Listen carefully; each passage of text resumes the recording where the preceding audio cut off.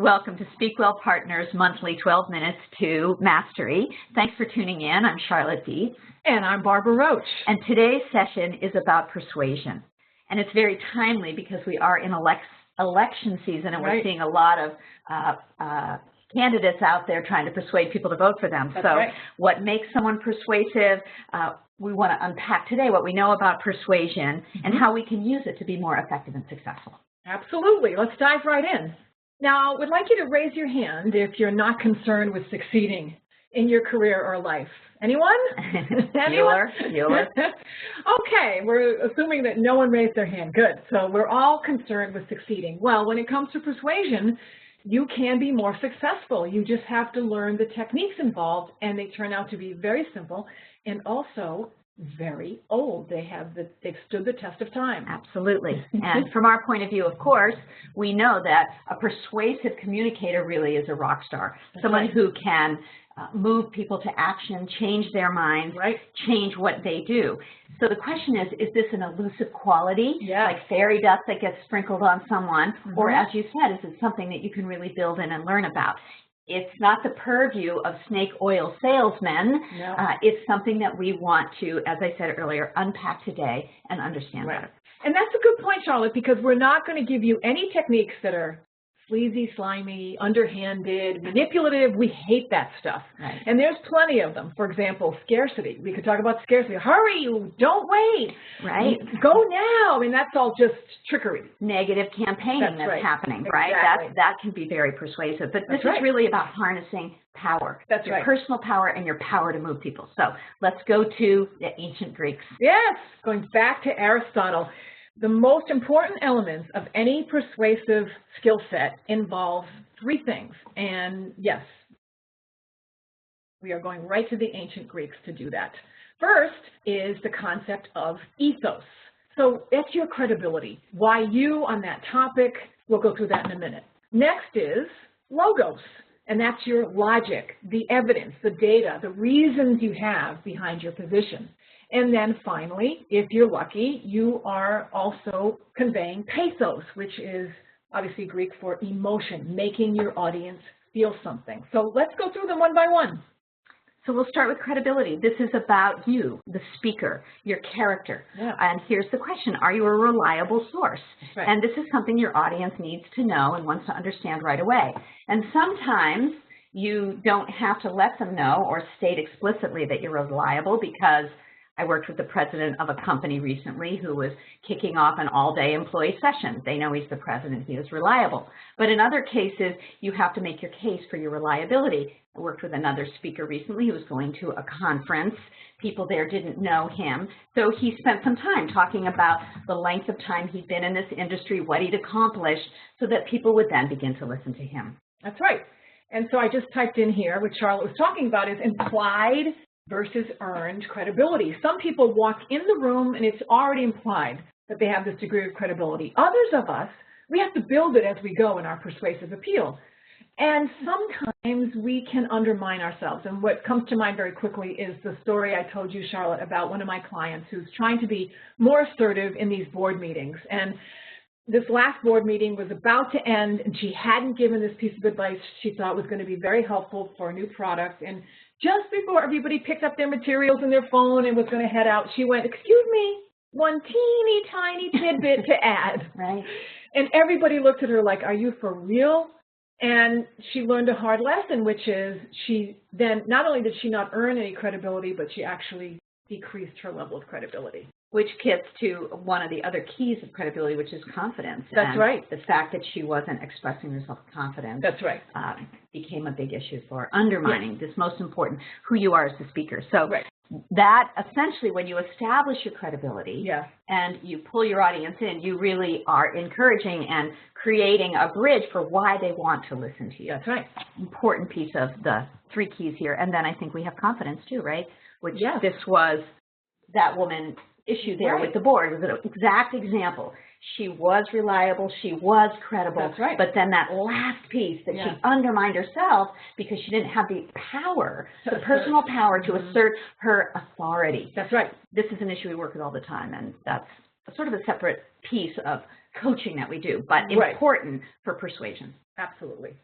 All right, so let's move on to logos or logic. So this is where you have to get really strict about what are you going to choose to put into your argument that will have veracity, that will make me say, I need to consider your opinion. So you have supporting logic and evidence, and we say you have to cherry pick. You can't data dump every single thing you know about the issue and have 17 slides of charts and think you're going to be persuasive. A great persuader has cherry picked the information to be in line with their audience. And then cherry pick is a double-edged sword in some ways, because people cherry pick information that turns into, as you said earlier, a kind of manipulation of facts, of evidence, and this is about the evidence, that sways people in a certain direction. It's not based in truth. So it's very important not to cherry pick because, people will say something like, here are the numbers, they don't lie. And of course, our reaction is, are you kidding? Numbers lie all the time. Yeah. So the right cherry-picked information that advances the logic, the evidence that's helping you to persuade people is super important. That's right. All right, now we're going to go to the oft-forgotten element of persuasion, because in most places in corporate America, you're valued for your analysis and your logic and your ability to make an argument, and so anybody who puts any feeling into it is considered sometimes less credible. We want to push against that. The point is that humans feel before they think. We have a great quote here: emotion, feeling, and biological regulation all play a role in human reason. We are not thinking machines, we are feeling machines that think. And people that are tracking consumer behavior and the marketing, they put puppies and babies in toilet paper commercials for a reason. Exactly. It moves people, this piece of compelling, we want to make a connection. It's a bridge, like the triangle. Pathos is the third angle in that triangle for persuasion. So we're constantly encouraging clients to build in this human connection with story, with real life experience that will connect and bridge all these other pieces. It's funny you should say that, because there's this thing going around the internet after the Super Bowl, and it says, hey, Budweiser, bring back the Clydesdales, because they kind of went in another direction with their ads, and people love those horses. So that's just an interesting example. If you watch the Super Bowl. Yeah, right. Well, another example in a recent client engagement was I had a client who was doing a keynote about the Internet of Things, and he's a high-tech guy, and this was to a tech audience, and he was sort of talking about how in anticipating how technology is going to change in the future, we have to think about the choices we're making today. And he had a really interesting presentation around that, but he never located himself in it. So at one point I sort of said, we'll talk about the choices you've made about what you do in the present that affects the future, because if that's essentially one of the spines of your argument, let's flesh this out from a pathos point of view.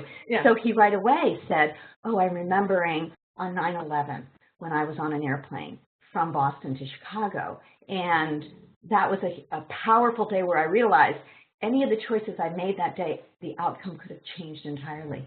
I was lucky enough to witness this presentation, and the audience responded dramatically and receptively, and it really anchored him in building the whole presentation for everyone and made it much more responsive and engaged. So you just have to add that into this. You really do. And he was about to do that presentation without that aspect and maybe not have been as effective and as persuasive.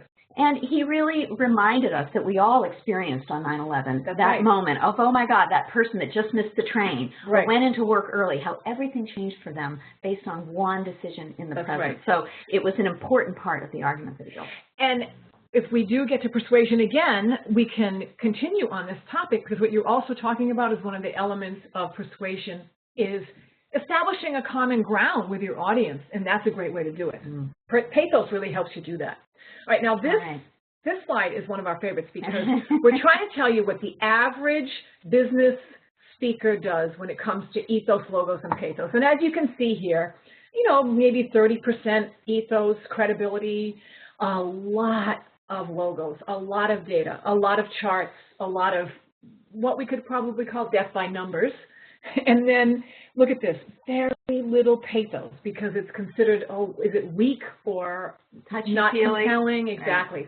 To woo-woo, as you like to say. Yeah. And persuasive speakers have a much greater balance amongst the three. And in my mind, I think of ethos is about you, the speaker, logos is about the evidence, and pathos is about the audience. That's it's right. the bridge to the audience. And without it, you're just not necessarily going to get the traction you need to change their mind, change their hearts, sway them in a way that is part of the goal of why you're standing up there in the first place, the purpose of your presentation. Exactly. And since we know the clock is ticking, and for those of you who are new to the 12 Minutes of Mastery, the reason it says the prime time clock is ticking is because one of our #1 piece of advice is, as soon as you get to start your presentation, the clock is ticking, and that first 10% is prime time. So what do you want to put in that beginning that's going to make us want to listen to you?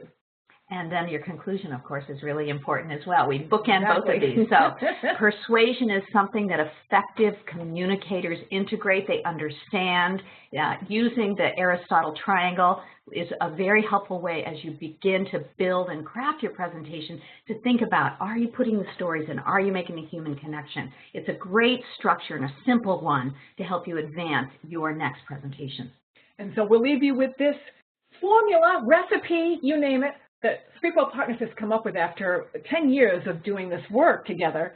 Persuasion is 1 part credibility, 2 parts conviction, and 3 parts human connection. Yes, we quoted ourselves. I love it.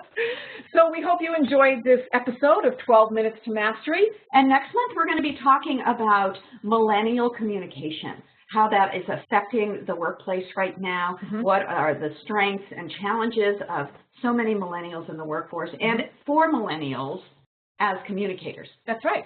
And we'll see you next month. Take care, everybody. Stay warm.